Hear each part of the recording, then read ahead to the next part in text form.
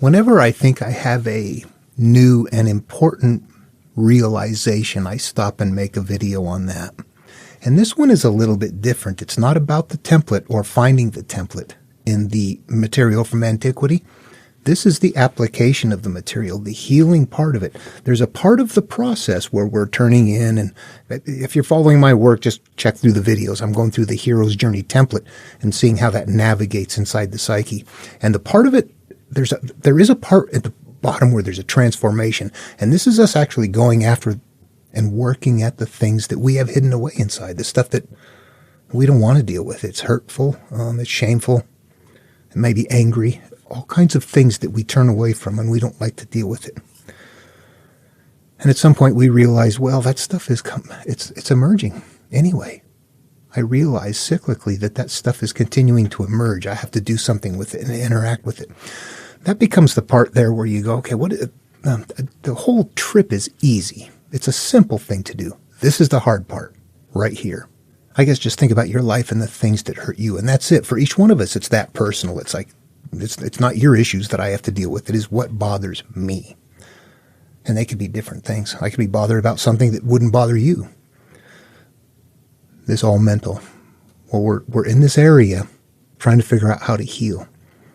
And the way to do it is to change the emotional state of the way the memory is.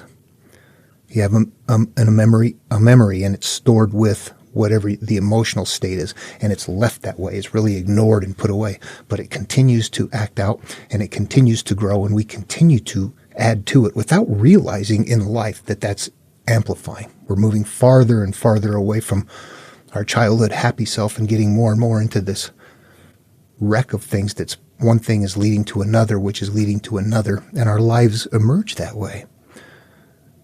And now we want to go back and heal that. So we know that that's it. That's an easy trip to do.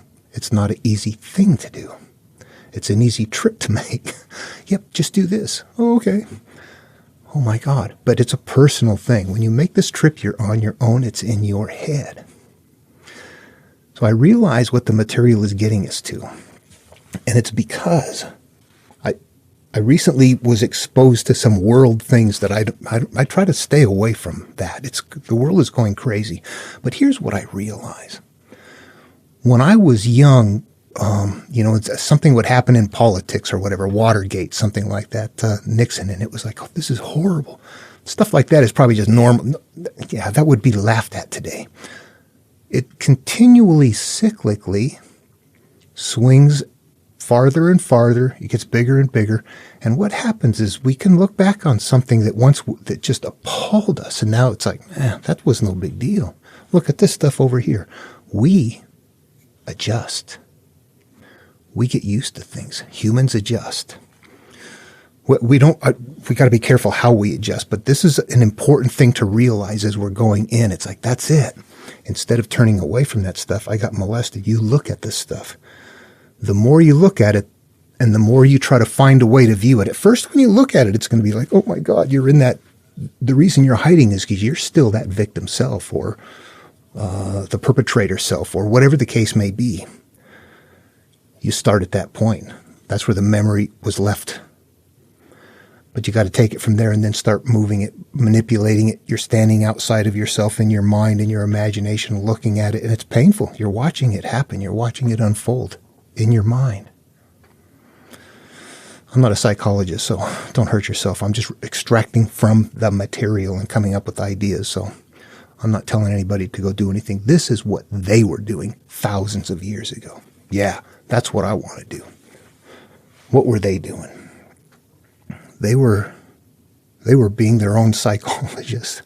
But what they were doing is looking at it over and over again until they were like, that's just a part of it. You're also realizing that it's important to change the memories, that you're holding on to something that is causing you to have cyclical failures. It's not just about that other person. You're starting to mentally manage your relationship with this memory until the emotion becomes, yeah, we're born here on planet Earth. What happened to me happens to probably billions upon billions of people who keep it inside and live their lives hurt. I'm lucky. I get a chance to recognize that. I can rise above my pain. I'm going to take advantage of that and do it. But then you have to look at it. But it's a matter of just becoming accustomed to it until you go, yeah, whatever. I got molested. Me and my buddies did this. It was stupid stuff. I'm sorry. We have to get over our shame and pain and hurt till we can find comfort with it. Anyway, I just wanted to say that. I thought that was interesting. It came to me mentally, and I thought, that's it. The stuff that we don't like to look at because it's too crazy, you look at it enough, you get used to it. That's not good in the world, but it's good up here. In fact, if we did it up here, then it would happen in the world. As within, so without. Hope this is helpful. I'm going to finish up on the template here in the next video. So, due to a couple of recent experiences I've had and previous ones before, I made a second part to this video that I want to talk about. This is always important, and I know it's difficult. There's another part I want to talk about. I have before, but it comes up once in a while. Due to the nature of this material, and I'm working with the Bible and things like that, it'll attract people that are Christians or believers in various things. A lot of people that have a vested mental understanding of that material are hearing something that's different. And in some cases, people are very thankful and say, wow, I've never thought of Jesus that way. I see what you're doing. Thank you. I appreciate it. God bless you. And that's it. We go, wonderful conversation. Sometimes people, though, get a little bit pushy with God and then say, why are you leaving God out, or why the supernatural? I've had conversations that start out very nice, and then suddenly I'm a bad guy because I'm saying, no, I'm not going to put God back into it. And I have to explain that. I don't know how to say this, but there's a nested template in here, and the outer shells are carrying the gods and the things like that. I think we're all very aware of people that are very devoted Christians and people that are very devoted atheists, and those two groups can go at it. And somewhere, I'm not a part of either one of those two groups. I'm coming at this as kind of a scholar, but not just that. There's something else inside of here. I'm using all of the material, no matter where I grab it from, exactly the same, as if it is source material for a population that contains a nested template that first started appearing back with Gilgamesh and fairly complete in the Babylonian creation myth, the Enuma Elish, the first one. When Joseph Campbell identified this template, and he knew it played out in the psyche, but here's the deal. When he played it out in the psyche, he brought the supernatural right with him. So it's like, wow, that's whacked out for me. It's wonderful. It's a fun story, and it takes it from outward to inward, but it's not what the template is. It's wandering someplace in an emotional field of giddy, supernatural, which is fine. But I want to know what the damn template says. And if I maintain supernatural, I can't find it. Here, watch. Supernatural virgin birth. Virgin birth. How many times has that happened? A number of times in antiquity. We know it from Jesus, and we know it from Greek myth as well. Or gods, or God, substance, Holy Ghost, somehow something intermingling with a woman and having an offspring that is, something special.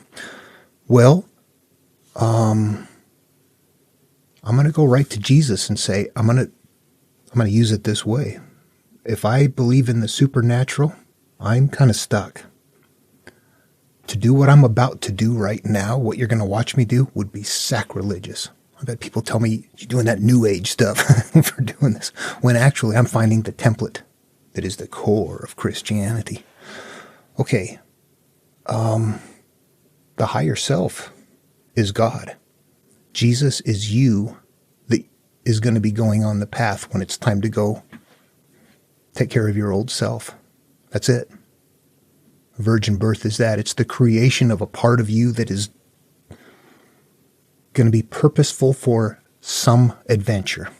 And in this case with Jesus, the purpose is to go back and eliminate or, forgive, to get rid of all the past. I'm not being very clear here. This is why Jesus is tough. There's a lot of vested interest and commitment to this. The idea that we have a conscious, a subconscious, a higher self, that whatever our interactions mentally are with the world, our thoughts, decisions, whatever the case may be, is we're thinking, I need to do this or do that. We're actually consciously and subconsciously functioning together. We're not aware of the background, but we can infer it. We see memories happening and, we know what to do later. At any rate, those parts are all there. And they're called like father, mother, offspring. Those are analogs for that process going on. Okay, but look at what is nested in here. Instead of the husband and the wife having offspring, which is the conscious and the subconscious having a physical experience and making a decision about, I like that, I don't like that, I love that, I want that, I desire that, I can't have that, all of those things. It's the God coming in and doing it, saying, do it right. We need to create a better offspring than before. We have to go back and we got to save the world. We got to save the believers. But this is about this life. Everybody has a Buddha nature and they can find it. If they do, we call that nirvana. It's a mental state of being. That's a comfortable thing to hear. Everybody has a Christ nature, and Christ returns every time they follow his path. Once accomplished, you will achieve the kingdom of heaven within. All of it leads to going up into here. If you maintain supernatural, you can't find that. God has to be the higher self. It has to be something that is tangible. If you can't make it tangible, I don't think you can find the step. Period. See that? Let's share a few template parts. Moses in the basket as an infant, saved. Jason and the Argonauts, saved as an infant. Selection process.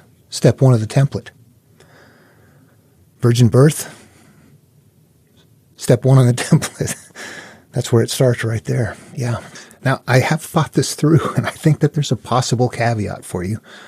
Let me do what I'm doing, and you can maintain supernatural if you want to. You can say, well, for this teaching, I realize, that I'm going to follow Jesus's path or something like that, which is really what you're doing, to treat it that way. Okay, well, I'm not Jesus. I'm actually following a path that the story of Jesus represents, or somehow work it out in your mind. And that way I can keep doing what I'm doing and we can stay friends. I'd prefer it that way. All right, everybody. Lecture time over. Love one another. I'll see you in the next video.